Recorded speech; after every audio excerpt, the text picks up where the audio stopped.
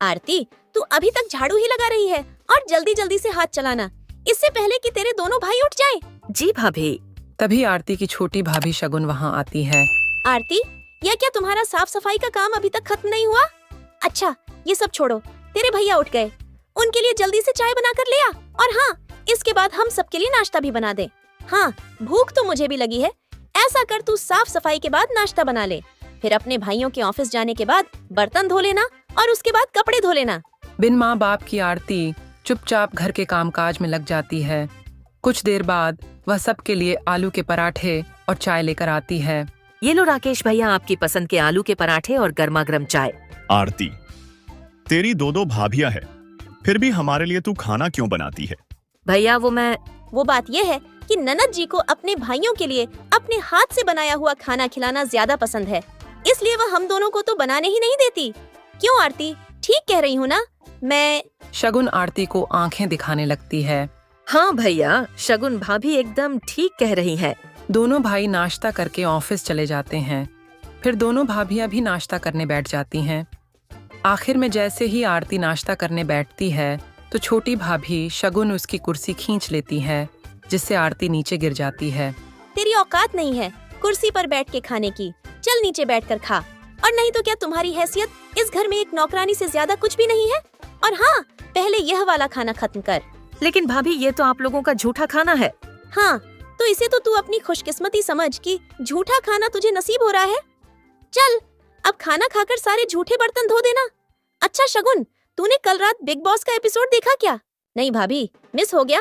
वैसे अभी रिपीट आ रहा होगा, चलो ना चलकर देखते हैं। दोनों भाभियां आराम से अपने कमरे में जाकर टीवी देखती हैं और बेचारी आरती अकेले घर का सारा काम करती। ऐसे ही दिन बीतते हैं। एक रोज दोनों भाइयों को काम के सिलसिले में दूसरे शहर जाना पड़ता है। हमारे मालिक एक नई फैक्ट्री मसूरी में लगवाना चाहते हैं। हम कुछ 2 महीनों के लिए वहीं रहेंगे, तब तक तुम सब अपना ख्याल रखना। ठीक है भैया, आप दोनों मुझे छोड़कर जा रहे हो? जा कहाँ रहे हैं पगली, तेरे लिए ही तो मेहनत कर रहे हैं, ताकि हमारा प्रमोशन हो जाए और हम तेरी शादी धूमधाम से कर सके। यह सुनकर दोनों भाभियां मुंह बना लेती हैं।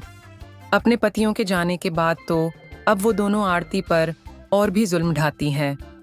एक शाम बारिश हो रही होती है। देखो भाभी, कितना सुहाना मौसम हो रहा है, क्या मजेदार बारिश हो रही है। हाँ शगुन, और ऐसे मौसम में गर्मा गर्म चाय और पकोड़े हो तो मजा ही आ जाए। रुक, अभी उस महारानी को बोलती हूँ आरती। अरे ओ, आरती कहाँ मर गई? जी भाभी, आपने बुलाया? वो मैं कपड़े उठाने गई थी। अच्छा ठीक है, चल अब जल्दी से हमारे लिए गर्मा गर्म चाय और पकौड़े बना कर ले आ। आरती रसोई में जाकर पकौड़े बनाने लगती है। कुछ देर बाद, हे राम, कहीं मैं पकौड़े में नमक डालना तो नहीं भूल गई। एक छक कर देखती हूँ। आरती जैसे ही एक पकौड़ा छकने लगती है, तभी वहाँ उसकी छोटी भाभी शगुन आ जाती है और वो उसे एक जोरदार थप्पड़ मारती है। बदतमीज, हमें झूठा खिलाती है, आज तो तू देख तेरी खैर नहीं। यह कहकर शगुन उसे खूब मारती है। आवाज सुनकर मोहिनी वहाँ आती तो डर के मारे आरती अपनी बड़ी भाभी के पीछे छुप जाती है। अब बस भी कर शगुन, अगर यह मर गई तो हमें जेल में सारी उम्र बितानी पड़ेगी। एक काम करते हैं, इसे घर से निकाल देते हैं, नहीं तो पता चले हमारे पति जो भी कमा रहे हैं वो आकर इसकी शादी में उड़ा दें। हाँ, ये तो मैंने सोचा ही नहीं, ये बात ठीक कही आपने। दोनों भाभियां बेचारी ननद को धक्के मारकर बाहर निकाल देती हैं। बाहर तेज बारिश हो रही थी। भाभी मुझे घर से मत निकालो, इस बारिश में आखिरकार मैं कहाँ जाऊंगी? अब आरती की भाभी उसे घर से निकाल देगी या फिर उन्हें अपनी गलती का एहसास होगा। ये जानने के लिए पार्ट 2 का इंतजार कीजिए और चैनल को सब्सक्राइब कर लीजिए इस स्टोरी के पार्ट 2 के लिए।